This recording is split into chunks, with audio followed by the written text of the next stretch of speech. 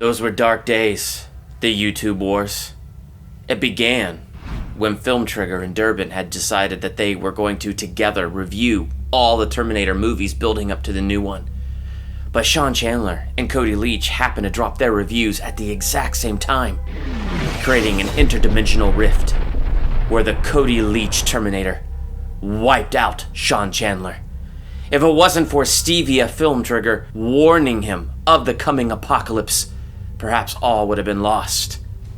Luckily, the Durbinator arrived.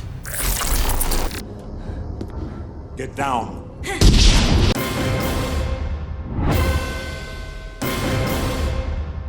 Welcome to Durbania, I'm Durbin, and this is my retro review spoiler talk for Terminator 3, Rise of the Machines. Now, I'm not doing this alone. I'm doing this in collaboration with Film Trigger. Stevie, the host over there, I went to high school with the guy, so we've been friends for a long time. So cool that he has a YouTube channel now. Now we're catching up as we're collabing together on this awesome Terminator series. So once you've heard my review, make sure to head over there to Film Trigger and check out his review and his thoughts of Terminator 3, Rise of the Machines. And after we go through all of these movies on our own channel, all the way through the new one, then we're going to rank all of these movies on this channel, worst to best. And be sure to head on over to Sean Chandler's channel and Cody Leach's channel to check out what they thought of Terminator 3, Rise of the Machines. I am a machine. I didn't hate this movie. I thought it was above average. There were things about it that I really enjoyed and had a lot of fun with. In comparison, though, to the other two Terminator movies, no. It's nowhere near as good as the other two Terminator movies. Those other ones had a depth and a quality just kind of set them above. This one kind of fell down a little bit to more of the generic action, which again, to me, isn't the worst, fate. Oh, look at me using the term fate. It's not the worst fate for a movie of this because I like fun, generic action movies, and this one had a lot of fun, generic action scenes. I mean, the whole chase sequence where Arnold Schwarzenegger is hanging on to that crane as the TX is driving that thing, chasing John Connor and Catherine Brewster, and it's just barreling down the freeway. And I mean, you have Arnold Schwarzenegger taking all of this punishment, like that whole action sequence, I thought was actually pretty fun, and I really enjoyed it. That ending fight when they're on the base and it's the TX versus Arnold Schwarzenegger, once again, like the action in that, the fighting in that was pretty slick. So if you watch it as just an action film, I still think it's a lot of fun and holds a lot of interesting things. I think where it kind of loses that quality that sets it apart, like the other two Terminators, is the fact that first off, when you bring in the TX, the most unique thing she has is her ability to control machines, which I actually thought was a really cool ability and a cool thing to add. Otherwise, I felt like she just had a lot in common with the T-1000. She touches somebody, she could take their form. And so it just kind of felt like we're just repeating that danger from Terminator 2 and repeating sending Arnold Schwarzenegger back as the good guy again. And so it just kind of felt like we took some of the concepts that worked really well in Terminator 2 and we're repeating them. Again, I don't feel like the repeat of that was bad, but nonetheless, it was more on repeat mode, like replay, and just kind of let's remix it a little bit, but it's kind of the same. So that's what that sort of felt like to me. It just didn't feel like it added anything super unique and super special. The one thing that was kind of interesting, but also a little bit of a repeat, Terminator 1 was this closed loop. And so if you want to see more on that, check out my review for that. Terminator 2 actually questioned fate. Is our fate set? And is the future set?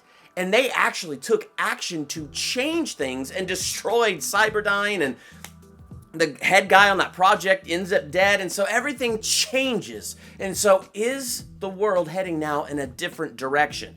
Well, Terminator 3 shows us no, it's not, and we go back to the concept in Terminator 1 of the closed loop. It's going to happen. Things are fated, and it's going to be a certain way. The best that they did was they postponed it from 1997 to, I believe, 2004. That was the best that they did, was they postponed it.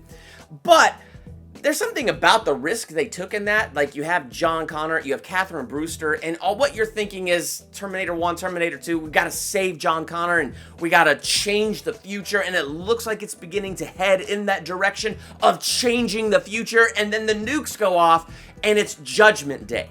Judgment Day actually occurs, and we actually see that happen. It's postponed 98, 99, 2000, 2001, 2003, 2004, but it's postponed about 6 years or so, but nonetheless, it occurred.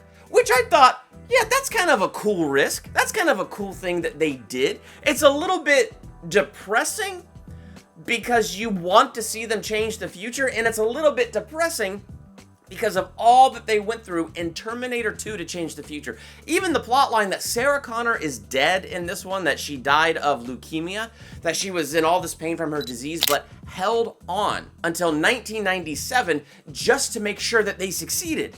And it turns out, no, they didn't. They just postponed it. And so she died thinking that they had succeeded. We do see in the coffin full of guns that she was prepared for, you know, alternate things like this to happen.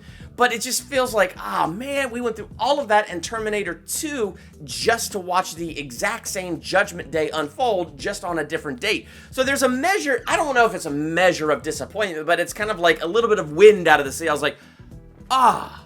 And I thought the idea of adding Catherine Brewster was an interesting idea, the wife of John Connor. And it was kind of an interesting thing that Catherine this time was the one who sent Arnold Schwarzenegger back in time. That Arnold Schwarzenegger actually assassinated John Connor. They reprogrammed him and sent him back due to his childhood attachment to this father figure to try to, you know, save John Connor in the sense of, let's get John and Catherine in a bunker so when Judgment Day happens, they'll live. So that was kind of interesting. The idea wasn't stop Judgment Day. It was back to the role of the first movie where it's, no, keep John Connor alive. Keep Catherine Brewster alive. He, his wife, his children become important. So all of that, like, it was interesting, but again, it was a little bit more of repeat. And I think that's what brings Terminator 3 down. Not that any of it is bad, and not that any of the formula is bad, but that it's a repeat and a little bit of a remix of what we already saw in Terminator 1 and what we already saw in Terminator 2. And I think that's what makes this one not quite as good. But nonetheless, knowing that they're going to change all of that, that Dark Fate is actually a Terminator 3 reboot, and it's the new Terminator 3, it's still interesting to look at this now alternate timeline and kind of just enjoy it for what it is. Just kind of fun, mindless action. I thought the blank expressions on Arnold Schwarzenegger and the TX's face every time that they were fighting was pretty brilliant. I loved it when he pulled out the core that was unstable and he threw it, and it's like this mini nuclear explosion in the desert, and he's so calm about it. Like, I loved little elements like that. And so they still kept a lot of the little elements and a lot of the little fun, and that annoying dumb doctor who was making fun of Kyle Reese in Terminator 1, who had Sarah all locked up telling her she was crazy in Terminator 2, and then he actually saw the T-1000 walk through solid bars, and it freaked him out. It was hilarious to have him return in this one and be like, there are just some things that take so long to get over, and it's just so hard, and then he sees Arnold Schwarzenegger and he freaks out. Like, that was a great moment, a great little callback to some of those other movies. So, I think it's fun, but it is a bit more generic. Now, I'm not doing these reviews alone. I'm doing these with Film Trigger. So if you want to check out his channel right now, you can catch his review for Terminator 3 Rise of the Machines and see his take on this film and what he thought about it. And after we go through and review all these movies, including the brand new one, on our own channels, after the new one, we're going to come together here on Durbania and rank all the Terminator movies worst to best. So definitely go over there and check out Film Trigger right now. Check out Stevie's thoughts and his review for Terminator 3, and then join us when we come together and rank all of these movies. So what did you think of Terminator 3 Rise of the Machines? Let's talk about that in the comments. While you're there, hit the subscribe button to become a Durbanian. Hit the bell by the subscribe button so you're notified for the next time I do another movie review, ranking video, theological analysis, trailer reaction, or anything else I do here. I'm Durbin. Thanks for checking out Durbania.